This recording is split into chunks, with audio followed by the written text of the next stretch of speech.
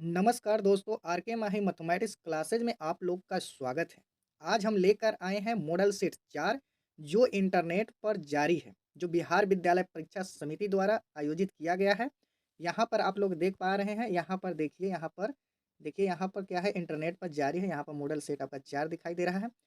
सारे सेट को लगाने के लिए प्लेलिस्ट में जाइए, प्लेलिस्ट में 1 से लेकर 4 तक आपको मिलेगा। तो यहाँ पर कहा जाता है दोस्तों, जहाँ चाह वहीं राह। जिस समय से हम लोग चाहना शुरू कर देते हैं, उसी समय से मेरा रास्ता क्या होता है, दिखने लगता है। तो दोस्तों कभी भी इतना समझ लीजिएगा से इंसान के बनाया हुआ जो चीज़ें हैं, उससे कभी मत भागना। तुम्हारे अंदर वो शक्ति, वो जुनून है, से तुम अपने तकदीर को कभी भी लिख सकते हो। ठीक है? तो चलिए हम लोग सेट नंबर 4 को हम लोग देखते हैं। अगर वीडियो पर पहली बार बने हुए हैं, तो चैनल को सब्सक्राइब करो और बेल आइकन प्रेस कर ले, ताकि ऐसे वीडियो जो है आप तक पहुँचती रहेगी। ठीक है?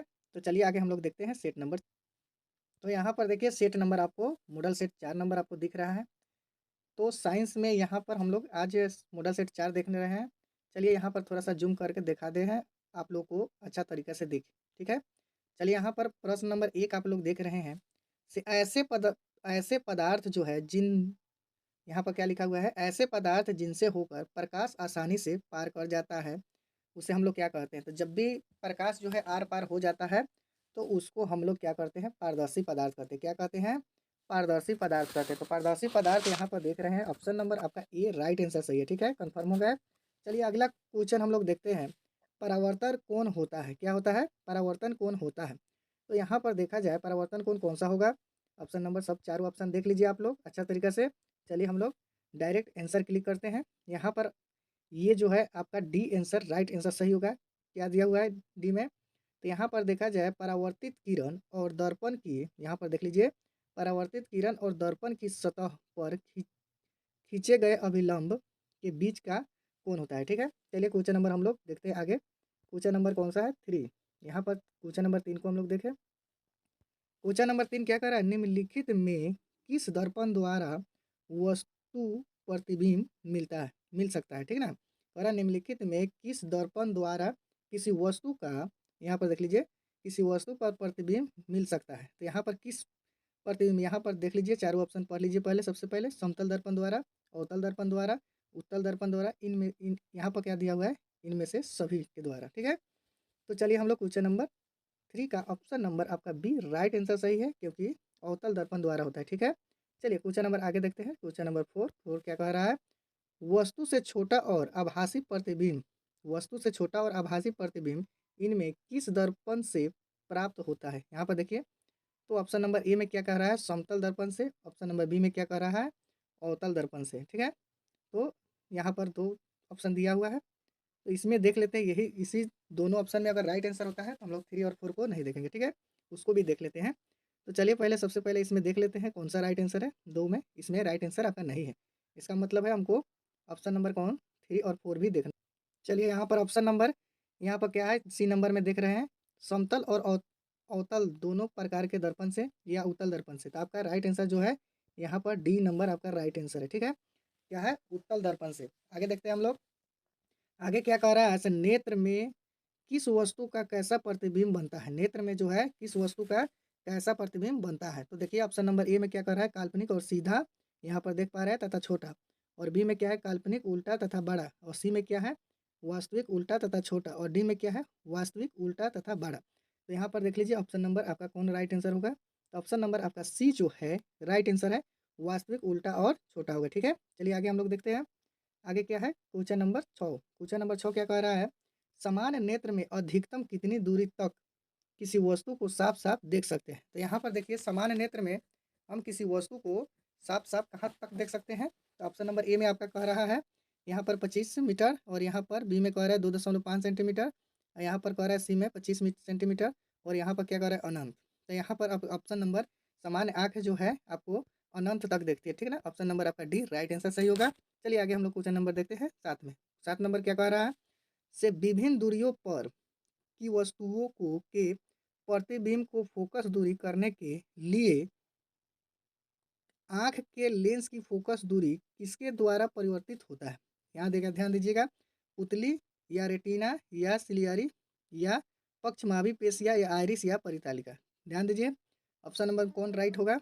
चलिए देखते हैं हम लोग ऑप्शन नंबर राइट, चारों प्रश्न हम लोग पढ़ लिए तो ऑप्शन नंबर आपका सी राइट आंसर सही है, जो आपका सिलियरी या पक्षमाभी पेशिया द्वारा होता है। ठीक है, चलिए क्वेश्चन नंबर हम लोग 8 देखते हैं। क्वेश्चन नंबर 8 में क्या कह रहा है, यहाँ पर देखा जाए जब किसी तार को विद्युत धारा प्रवाहित होती है तब गतिशील कौन होता है। यहाँ पर ध्यान दीजिएगा, जब किसी तार में विद्युत धारा प्रवाहित होती है तब गतिशील कण होता है। यहाँ पर ध्यान दीजिए, परमाणु होता है कि आयन होता है कि प्रोटॉन होता है कि इलेक्ट्रॉन होता है।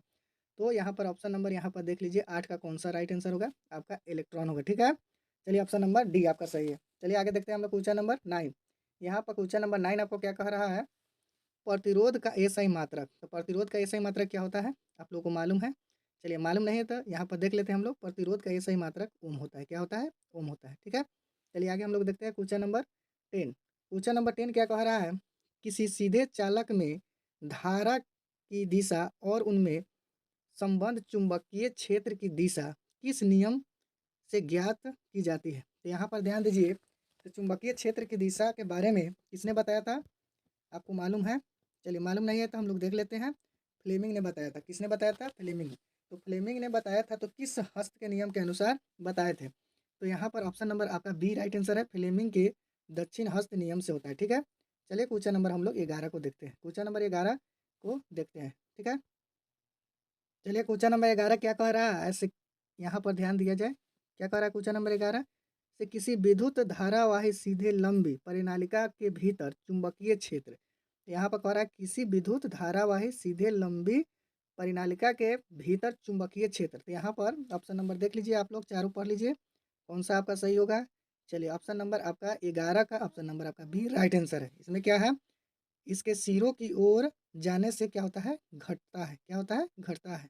तो ऑप्शन नंबर बी आपका राइट आंसर है। ठीक है, चलिए क्वेश्चन नंबर हम लोग 12 देखते हैं। क्वेश्चन नंबर 12 क्या कह रहा है, यहाँ पर देखिए, यहाँ पर 12 नंबर क्या कह रहा है, फ्लेमिंग के वाम हस्त नियम में अंगूठा किस दिशा की ओर संकेत करता है। ठीक है, तो फ्लेमिंग के वाम हस्त नियम में अंगूठा जो है आपको किस क्षेत्र में संकेत करता है। तो अंगूठा जो है आपका हमेशा किस क्षेत्र की ओर, बल का, यहाँ पर ध्यान दिया जाए, अंगूठा जो है हमेशा आपको किस क्षेत्र की ओर ध्यान देते हैं, तो अंगूठा आपका जो है बल की ओर संकेत करता है। ठीक है, तो चलिए क्वेश्चन नंबर हम लोग आगे देखते हैं। क्वेश्चन नंबर 13 में, क्वेश्चन नंबर 13 में क्या कह रहा है, से किसी प्रोटॉन का निम्नलिखित में से कौन सा गुण, यहाँ पर देखिए कौन सा गुण किसी चुंबकीय क्षेत्र में मुक्त गति करते हैं समय में परिवर्तन हो सकता है। तो यहाँ पर आप लोग देखिए ऑप्शन नंबर ए में द्रव्यमान है, ऑप्शन नंबर बी में क्या है, वेग है, सी में क्या है, संवेग है, इनमें से कोई नहीं है। तो चलिए हम लोग ऑप्शन नंबर कौन सा राइट आंसर होगा, तो ऑप्शन नंबर आपका सी जो है राइट आंसर होगा। किस में होगा, संवेग में होगा। किस में होगा, संवेग में होगा। ठीक है, राइट आंसर सी है। आगे देखते हैं हम लोग क्वेश्चन नंबर 14। क्वेश्चन नंबर 14 क्या कर रहा है, रासायनिक अभिक्रियाओं को व्यक्त किया जाता है। तो रासायनिक अभिक्रियाओं को किसमें व्यक्त किया जाता है, तो ध्यान से देखिए यहाँ पर क्वेश्चन नंबर 14 में ऑप्शन नंबर क्या है, संकेत के रूप में, अणुसूत्रों के रूप में, समीकरण के रूप में, सरल सूत्रों के द्वारा। ठीक है, तो ऑप्शन नंबर आपका सी जो है, रासायनिक जो है हमेशा किस में रहता है, समीकरणों के द्वारा। ठीक है, चलिए आगे देखते हैं। इसमें समीकरण को आपको समझना है कौन सा सही होगा। कह रहा है निम्नलिखित में संतुलित, निम्नलिखित में कौन समीकरण असंतुलित है। ठीक है, अब इसमें देखा जाए तो कौन सा समीकरण आपको असंतुलित दिखाई दे रहा है। तो यहाँ पर देखिए आपका जो है यहाँ पर ये संतुलित है क्योंकि यह सब बराबर है, ए नंबर। और बी नंबर में देखिए यहाँ पर आपका शायद बी नंबर ही आपका असंतुलित है। ठीक है, तो 15 का आपका ऑप्शन नंबर यहाँ पर देख लीजिए कि इसमें कितने हैं, 2। यहाँ पर असंतुलित समीकरण आपको जो है ऑप्शन नंबर हो जाएगा यहाँ पर। ठीक है, 3 दूना 6, यहाँ पर देख लीजिए 2 2 4 1 5। तो ऑप्शन नंबर जो है आपका बी भी है असंतुलित, और यहाँ पर देखा जाए हाँ यहाँ पर बी भी है और आपका सी भी है, दोनों आपका असंतुलित समीकरण है। ठीक है, आपका बी और सी दोनों आपका असंतुलित समीकरण है, क्योंकि यहाँ पर जो पोटेशियम जो है 2 है, यहाँ पर पोटेशियम आपका 1 है। ठीक है, और यहाँ पर देखा जाए यहाँ पर जो है ऑक्सीजन की मात्रा 6 है, यहाँ पर ऑक्सीजन की मात्रा कितनी है, 2 2 4 1 5 ही है। ठीक है, तो आपका दोनों ऑप्शन जो है असंतुलित समीकरण है। चलिए आगे हम लोग देखते हैं। आगे हम लोग यहाँ पर देख लीजिए, यहाँ पर कैल्शियम कार्बोनेट को गर्म करने पर कैल्शियम ऑक्साइड एवं कार्बन डाइऑक्साइड बनते हैं। यह किस प्रकार की रासायनिक अभिक्रिया है? तो यहाँ पर देखिए कैल्शियम कार्बोनेट को गर्म करने पर कैल्शियम ऑक्साइड एवं कार्बन डाइऑक्साइड बनते हैं, तो किस प्रकार की अभिक्रिया है? देखिए विस्थापन अभिक्रिया होगा कि उभय विस्थापन अभिक्रिया होगा कि उदासीनीकरण होगा कि अपघटन होगा? चलिए ऑप्शन नंबर क्लिक कीजिए आप लोग। चलिए हम देखते हैं, राइट आंसर हम बताते हैं। राइट आंसर आपका होगा, यहाँ पर देख लीजिए, राइट आंसर आपका बी होगा। ठीक है, उभय विस्थापन अभिक्रिया। चलिए आगे देखते हैं क्वेश्चन नंबर 17 में। 17 में क्या कह रहा है? ऐसे निम्नलिखित में कौन भास्मिक नहीं है? तो यहाँ पर ध्यान दिया जाए, कह रहा है निम्नलिखित में कौन से भास्मिक नहीं है? चलिए KOA, ZnO, AlO, यहाँ पर AlOH3 और यहाँ पर NaCl। तो कौन सी ऑप्शन होगी सही? चलिए ऑप्शन नंबर आपका डी राइट आंसर है। ठीक है, यहाँ पर डी देख लीजिए यहाँ पर। चलिए आगे देखते हैं हम लोग 19 नंबर। 19 नंबर में क्या कह रहा है? ऐसे निम्नलिखित में किसमें अम्ल के गुण नहीं होते? तो यहाँ पर ध्यान दिया जाए, चारों ऑप्शन को सबसे पहले हम लोग पढ़ लेते हैं और किसमें अम्ल का गुण नहीं होता है। तो यहाँ पर ऑप्शन नंबर आपका है जो है ए नंबर आपका राइट आंसर है, जो लाल लिटमस पत्र को नीला करते हैं। ठीक है, जो लाल लिटमस पत्र को नीला करते हैं। यहाँ पर देखिए स्वाद में खट्टा होता है कि जो धातु से अभिक्रिया करते हैं, जो क्षार से अभिक्रिया करते हैं। ठीक है, तो ऑप्शन नंबर आपका ए राइट आंसर है। ठीक है, चलिए यहाँ पर ध्यान दिया जाए, ये राइट आंसर है। चलिए आगे हम लोग क्वेश्चन नंबर 20 को देखते हैं। क्वेश्चन नंबर 20 में क्या कह रहा है? क्वेश्चन नंबर 20 यहाँ पर है, निम्नलिखित में से किस धातु के केरोसिन तेल में डुबोया जाता है? तो यहाँ पर ध्यान दिया जाए, निम्नलिखित में से किस धातु को केरोसिन तेल में डुबोया जाता है? तो ऑप्शन नंबर आपका बी राइट आंसर है, सोडियम को केरोसिन तेल में डुबो कर रखा जाता है। ठीक है, चलिए आगे हम लोग 22 नंबर देखते हैं। निम्नलिखित में किस धातु पर वायु का प्रभाव नहीं पड़ता है? निम्नलिखित में किस धातु पर वायु का प्रभाव नहीं पड़ता है? चलिए हम लोग देखते हैं। यहाँ पर देखिए ए नंबर में सोना, बी नंबर में सोडियम, सी नंबर में लोहा और डी नंबर में क्या होगा? तांबा होगा। ठीक है, तो चलिए ऑप्शन नंबर आपका कौन सा राइट आंसर होगा? ऑप्शन नंबर देख लेते हैं, 22 का ऑप्शन नंबर आपका कौन सा राइट है? चलिए ऑप्शन नंबर आपका ये राइट आंसर होगा, सोना होगा। ठीक है, चलिए आगे हम लोग देखते हैं क्वेश्चन नंबर 23 में। क्वेश्चन नंबर 23 मेरा क्या कह रहा है? यहाँ पर देखिए, इनमें किस धातु का विस्थापन उसके लवण के विलयन में लोहा द्वारा होता है? ठीक है, तो यहाँ पर ऑप्शन नंबर आपका कौन सा सही होगा? ऑप्शन नंबर आपका सी सही होगा, तांबा होगा। ठीक है, चलिए आगे हम लोग देखते हैं क्वेश्चन नंबर 24 को। क्वेश्चन नंबर 24 मेरा क्या कह रहा है? प्रथम कार्बनिक यौगिक यूरिया संश्लेषण किसने किया था? यहाँ पर कह रहा है प्रथम कार्बनिक यौगिक यूरिया को संश्लेषण किसने किया था? तो यहाँ पर ऑप्शन देख लीजिए आप लोग, चारों के चारों। ऑप्शन नंबर आपका जो है राइट आंसर जो है बी होगा। ठीक है, बी में क्या कर रहा है? ओहलर ने। ठीक है, ओहलर ने किए थे। ठीक है, चलिए आगे हम लोग देखते हैं। यहाँ पर देखिए 25 नंबर में, जीवन शक्ति के सिद्धांतों के प्रतिपादन किसने किया था? तो जीवन शक्ति के किसने किया था? आप लोग को मालूम है? अगर नहीं मालूम है तो यहाँ पर मालूम कर लीजिए। आपका यहाँ पर ऑप्शन नंबर ए सही है, वर्जिलियस ने। ठीक है, तो चलिए आगे हम लोग देखते हैं फिर से क्वेश्चन नंबर 26 को। ठीक है, चलिए क्वेश्चन नंबर 26 क्या कर रहा है? कार्बनिक यौगिक में तत्वों के संयोग का आधार होता है पराया। ठीक है, यहाँ पर ध्यान दिया जाए, क्वेश्चन नंबर 26 क्या कर रहा है? कार्बनिक यौगिकों में तत्वों के संयोग का आधार होता है। ठीक है, तो चलिए ऑप्शन नंबर मेरा कौन सा राइट आंसर होगा? चलिए देखते हैं हम लोग। यहाँ पर विद्युत संयोजकता होगा कि सहसंयोजकता होगा कि उप सहसंयोजकता होगा कि इनमें से कोई नहीं? तो ऑप्शन नंबर आपका बी राइट आंसर है, क्या होगा? संयोजकता होगा। ठीक है, चलिए आगे देखते हैं हम लोग क्वेश्चन नंबर 27 को। क्वेश्चन नंबर 27 में क्या कर रहा है? वे पौधे जिनका पोषण सड़ी गली चीज़ों पर आश्रित रहता है उन्हें कहा जाता है। तो यहाँ पर जो भी सड़ी गली चीज़ों पर आश्रित रहता है उस पौधे को हम लोग क्या कहते हैं? तो उस पौधे को हम लोग कहते हैं कौन सा? मृतजीवी। आपका राइट आंसर आपका बी है। ठीक है, चलिए क्वेश्चन नंबर हम लोग 28 देखते हैं। क्वेश्चन नंबर 28 मेरा क्या कह रहा है? बहुत इजीली है, जो आप लोगों को काफ़ी मदद होगा बिहार बोर्ड की परीक्षा में। यहाँ पर देखा जाए, यहाँ पर आप देख पा रहे हैं, स्वपोषी भोजन के लिए आवश्यक है। तो स्वपोषी का मतलब क्या होता है? जो स्वयं अपना भोजन बना लेता है। वह किस पर आश्रित रहता है? वह सूर्य के प्रकाश पर रहता है, या क्लोरोफिल, या H2O एवं CO2, या इनमें से सभी? ऐसे तो इनमें से क्या होगा? सभी होगा, क्योंकि क्लोरोफिल और CO2 और H2O जल के बिना वो भी नहीं रह सकते हैं। तो ऑप्शन नंबर आपका डी राइट आंसर है, इनमें से सभी होगा। ठीक है, चलिए आगे हम लोग देखते हैं। क्वेश्चन नंबर 29 क्या कह रहा है मेरा? क्वेश्चन नंबर 29 कह रहा है, से पौधों द्वारा CO2 लेने और छोड़ने की क्रिया को क्या कहते हैं?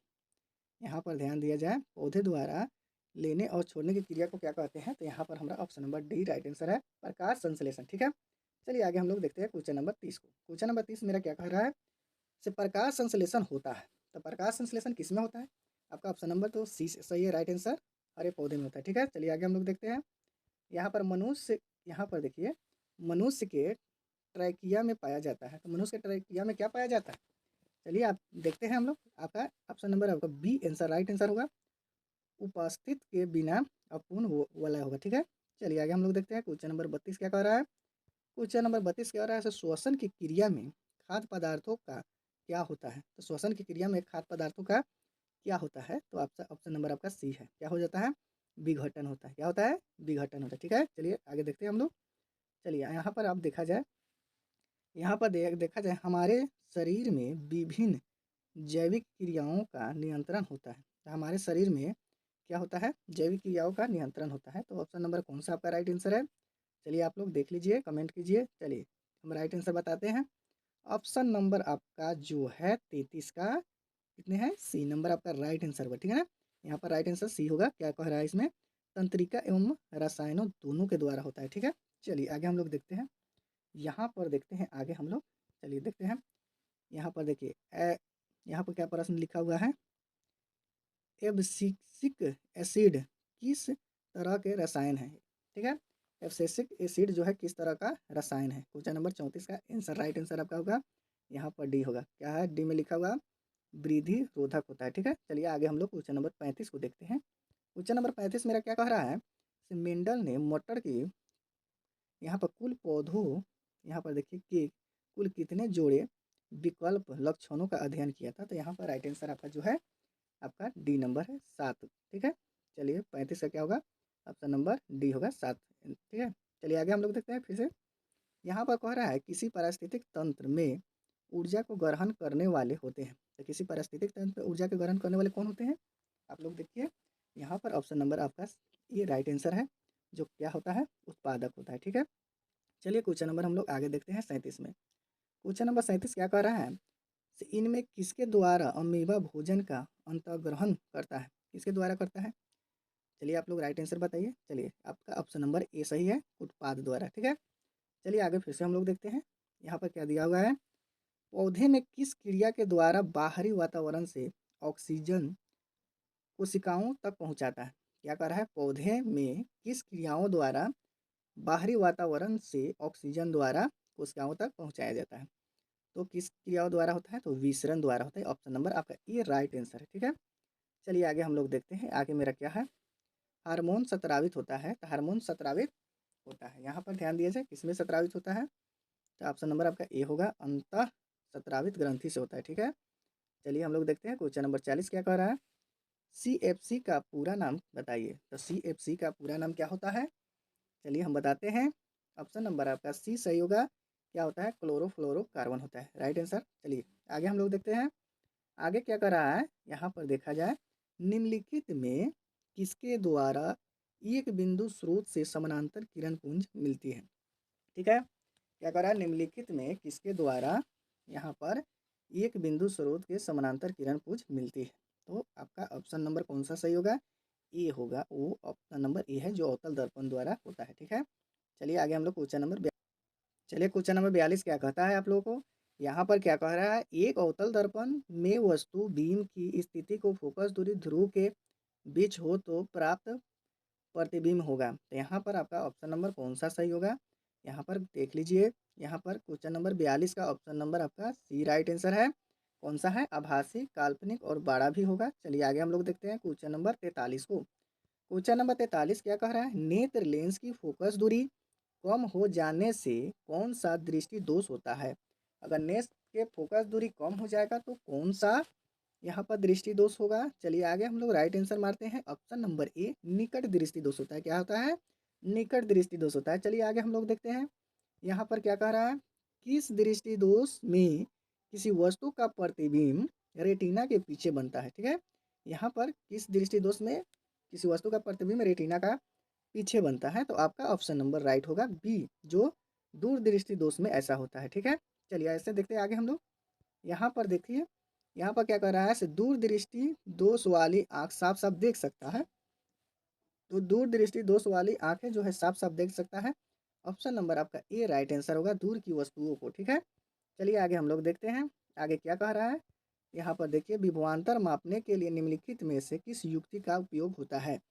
तो विभवांतर मापने के लिए किस युक्ति का उपयोग होता है? चलिए राइट आंसर हम बताते हैं।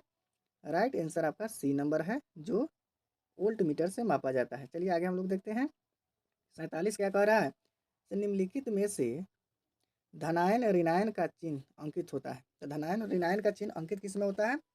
तो चलिए ऑप्शन नंबर आपका सी है, जो वोल्ट मीटर में होता है, ठीक है। चलिए आगे हम लोग देखते हैं, बहुत बड़ी प्रश्न है। चलिए यहाँ पर देखिए, आर प्रतिरोध वाले तार के किसी टुकड़े को 5 बराबर भागों में काटा जाता है, ठीक है। कितने बराबर भागों में? 5। तो फिर इन टुकड़ों को पार्श्वी क्रम में संयोजित किया जाता है। तो यदि संयोजन समतुल्य प्रतिरोध आर हो तो आर बटा आर का अनुपात होगा। तो यहाँ पर 5 जो है जोड़ा जाता है, तो उसका ऑप्शन नंबर कौन सा राइट आंसर होगा? ऑप्शन नंबर आपका जो है राइट आंसर जो है ऑप्शन नंबर आपका डी होगा, जो 1/25 होगा, ठीक है। चलिए आगे हम लोग देखते हैं। यहाँ पर देखिए, क्वेश्चन नंबर आपका 49 क्या कह रहा है, किसी निश्चित समय में किसी निश्चित प्रतिरोध वाले चालक में ऊष्मा उत्पन्न ऊष्मा धारा को क्या कहते हैं? तो यहाँ पर ऑप्शन नंबर आपका जो है बी आंसर राइट आंसर होगा, वर्ग के समानुपाती होती है, ठीक है। किसके समानुपाती होती है? तो वर्ग के समानुपाती होती है। आइए हम लोग क्वेश्चन नंबर 50 को देखते हैं। क्वेश्चन नंबर 50 मेरा क्या कह रहा है, पश्चिम की ओर प्रेक्षित कोई धनावेशित कण किसी चुंबकीय क्षेत्र द्वारा उत्तर की ओर विक्षापित हो जाती है, तो चुंबकीय क्षेत्र क्या कहलाते हैं? तो यहाँ पर उत्तर की ओर विक्षेपित हो जाती है, तो चुंबकीय क्षेत्र आपको क्या कहलाएंगे? चलिए आप देखते हैं हम लोग, ऑप्शन नंबर क्या हो सकता है। तो ऑप्शन नंबर आपका डी राइट है, ऊपरी मुखी होता है, ठीक है। चलिए क्वेश्चन नंबर हम लोग 51 देखते हैं। क्वेश्चन नंबर 51 क्या कहता है, चलिए आइए यहाँ पर पढ़ते हैं। वास्तविक में विद्युत जनित्र होता है, वास्तव में क्या होता है? विद्युत जनित्र होता है। तो विद्युत जनित्र आपका किस में होगा? ऑप्शन नंबर आपका डी राइट आंसर होगा, ऊर्जा के परिवर्तक की तरह कार्य करता है, ठीक है। चलिए आगे हम लोग देखते हैं। आगे हम लोग क्वेश्चन नंबर 52 क्या कहता है, विद्युत धारा उत्पन्न करने वाले युक्ति को क्या कहते हैं? तो विद्युत धारा उत्पन्न करने वाले युक्ति को हम लोग जनित्र कहते हैं। क्या कहते हैं? जनित्र कहते हैं, ठीक है। चलिए आगे हम लोग देखते हैं। आगे क्वेश्चन क्या कह रहा है, विद्युत चुंबकीय प्रेरण की घटना, विद्युत चुंबक प्रेरण की घटना। तो यहाँ पर क्वेश्चन नंबर आपका सी राइट आंसर होगा। कौन सा है? कुंडली तथा चुंबक के बीच अपेक्षिक गति के कारण कुंडली में प्रेरित धारा उत्पन्न होती है, ठीक है। ऑप्शन नंबर सी आपका राइट आंसर होगा, ठीक है। चलिए आगे हम लोग देखते हैं क्वेश्चन नंबर 54 को। क्वेश्चन नंबर हम लोग क्या करेंगे? 54 को। चलिए क्वेश्चन नंबर 54 क्या कह रहा है, क्वेश्चन नंबर 54 जो है आपका यहाँ पर क्या कर रहा है, क्लोरोफिल और सूर्य के प्रकाश की उपस्थिति में पौधे वायु कार्बन डाइऑक्साइड एवं पृथ्वी से जल ग्रह करके अपना भोजन तैयार करते हैं, यह किस प्रकार की अभिक्रिया है, ठीक है। तो यहाँ पर किस प्रकार की आपका अभिक्रिया है देखा जाए, तो आपका ऑप्शन नंबर आपका सी राइट आंसर होगा, विस्थापन अभिक्रिया होगा, ठीक है। चलिए आगे हम लोग देखते हैं। यहाँ पर 55 नंबर क्या कह रहा है, सिल्वर नाइट्रेट के जलीय विलयन में सोडियम क्लोराइड का जलीय विलयन डुबोने पर अविलय सिल्वर क्लोराइड के विलयन में पृथक हो जाता है, इस अभिक्रिया को क्या कहते हैं, ठीक है। तो पृथक हो जाता है, तो इस अभिक्रिया को हम लोग क्या कहेंगे? चलिए आगे हम लोग आंसर देखते हैं। आंसर नंबर आपका जो है ऑप्शन नंबर आपका सी अवक्षेपण अभिक्रिया होता है, ठीक है। चलिए आगे क्वेश्चन नंबर देखते हैं 56। 56 क्या कह रहा है इसमें, तो निम्नलिखित में ऊष्माक्षेपी अभिक्रिया कौन सी होगी? तो चलिए ऑप्शन नंबर 56 में जो है ऑप्शन नंबर कौन सा होगा? चलिए ऑप्शन नंबर आपका राइट आंसर है यहाँ पर बी, ठीक है। यहाँ पर सी प्लस O2 CO2 और प्लस 94.45 केल्विन, ठीक है। चलिए आगे हम लोग क्वेश्चन नंबर 57 को देखते हैं। 57 मेरा क्या करता है, चलिए देखिए, यहाँ पर कार्बन डाइऑक्साइड जल से अभिक्रिया करके बनाता है, ठीक है। तो कार्बन डाइऑक्साइड जल से अभिक्रिया करके क्या बनाता है, तो आपका यहाँ पर ध्यान दिया जाए, कार्बोनिक अम्ल बनाता है, ठीक है। ऑप्शन नंबर आपका बी राइट आंसर होगा। चलिए आगे हम लोग देखते हैं। आगे क्या कह रहा है, एसिटिक अम्ल दुर्बल अम्ल है क्यों? एसिटिक अम्ल दुर्बल अम्ल है क्यों? क्वेश्चन नंबर 58 में हम लोग देखते हैं। क्वेश्चन नंबर 58 क्या कह रहा है, यहाँ पर ऑप्शन नंबर आपका राइट आंसर सी होगा, यह आंशिक रूप से क्या होता है, अनियमित होता है। क्या होता है? अनियमित होता है। ऑप्शन नंबर आपका सी राइट आंसर होगा, ठीक है। चलिए आगे हम लोग देखते हैं 59 को। यहाँ पर देखा जाए, यहाँ पर क्या कह रहा है, निम्नलिखित में कौन प्रबल भस्म है। तो इसमें प्रबल भस्म कौन है, चारों ऑप्शन को अच्छा तरीके से आप लोग देख लीजिए। यहाँ पर आपका ऑप्शन नंबर जो है राइट आंसर है, जो बी है। यहाँ पर प्रबल भस्म जो है NaOH होता है, ठीक है। चलिए आगे हम लोग क्वेश्चन नंबर 60 को देखते हैं। निम्नलिखित में से कौन सी धातु साधारण ताप पर द्रव के रूप में पाया जाता है। तो इसमें कौन सा है साधारण रूप में द्रव के रूप में पाया जाता है, तो वो है मरकरी। आपका option number C right answer है। चलिए आगे हम लोग देखते हैं क्वेश्चन नंबर कौन सा सही है। यहाँ पर देखिए, निम्नलिखित में कौन से विद्युत का सुचालक होता है। तो विद्युत का सुचालक जो है, जिससे विद्युत धारा प्रवाह होता है, वो कौन सा होगा। तो आपका ऑप्शन नंबर आपका डी राइट होगा। यहाँ पर ग्रेफाइट होगा, ठीक है। चलिए आगे हम लोग देखते हैं 62 में। 62 क्या कह रहा है, यहाँ पर देखिए, क्रियाशीलता श्रेणी के हाइड्रोजन के नीचे धातुएं हैं। तो हाइड्रोजन के नीचे कौन सी धातुएं हैं, चलिए हम बताते हैं। यहाँ पर आपका इनमें से कोई नहीं, जो भी यहाँ पर ऑप्शन है इनमें कोई भी राइट आंसर नहीं है, ठीक है। तो ऑप्शन नंबर आपका डी होगा, ठीक है। चलिए आगे हम लोग देखते हैं 63 को। यहाँ पर देखिए, निम्नलिखित में किस विधि द्वारा लोहे की कड़ाही को जंग लगाने से बचाया जाता है। तो लोहे के कड़ाही को जंग लगने से बचाया जाता है, तो कौन सा विधि होगा। चलिए ऑप्शन नंबर आपका डायरेक्ट होता है सी, ठीक है, जास्ता की परत चढ़ाकर। चलिए आगे हम लोग देखते हैं 64 नंबर क्या कह रहा है मेरा।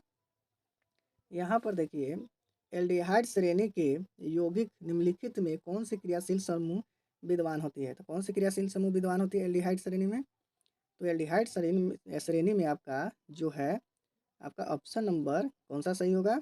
चलिए देखते हैं, ऑप्शन नंबर आपका सी राइट आंसर होगा, CHO होगा, ठीक है। ऑप्शन नंबर आपका सी राइट आंसर। चलिए आगे हम लोग देखते हैं 65 में। यहाँ पर देखा जाए, यहाँ पर अनुसूत्र C5H12 के कितने श्रृंखला समायोगी होगा। तो कितने संख्या समायोगी होगा, 4, 3 या 5। यहाँ पर देखिए ऑप्शन नंबर कौन राइट आंसर है, तो ऑप्शन नंबर आपका बी है, जो 3 होगा, ठीक है। चलिए आगे हम लोग देखते हैं। यहाँ पर देखिए, हीरे में कार्बन परमाणुओं के को बांधे रखने वाले कौन कौन से बंध हैं, ठीक है। तो यहाँ पर ऑप्शन नंबर ए में आयनिक होगा, ऑप्शन नंबर बी में सह संयोजक होगा, ऑप्शन नंबर सी में ध्रुवीय होगा, ऑप्शन नंबर डी में डॉन दर ब्लास्ट बॉल होगा। तो यहाँ पर कौन सा ऑप्शन आपका राइट आंसर होगा, तो ऑप्शन नंबर बी आपका होगा स्वसंयोजित, ठीक है। चलिए आगे हम लोग देखते हैं। यहाँ पर हरे पौधे प्रकाश संश्लेषण में कच्ची सामग्री जल और किस कच्चा सामग्री को इस्तेमाल करते हैं।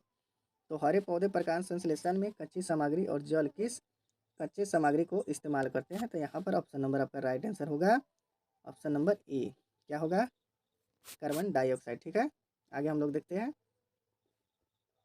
चलिए क्वेश्चन नंबर हम लोग 68 को देखते हैं। कार्बन स्वांगीकरण या प्रकाश संश्लेषण की ऊर्जा का स्रोत है। तो कार्बन किसका ऊर्जा का स्रोत है।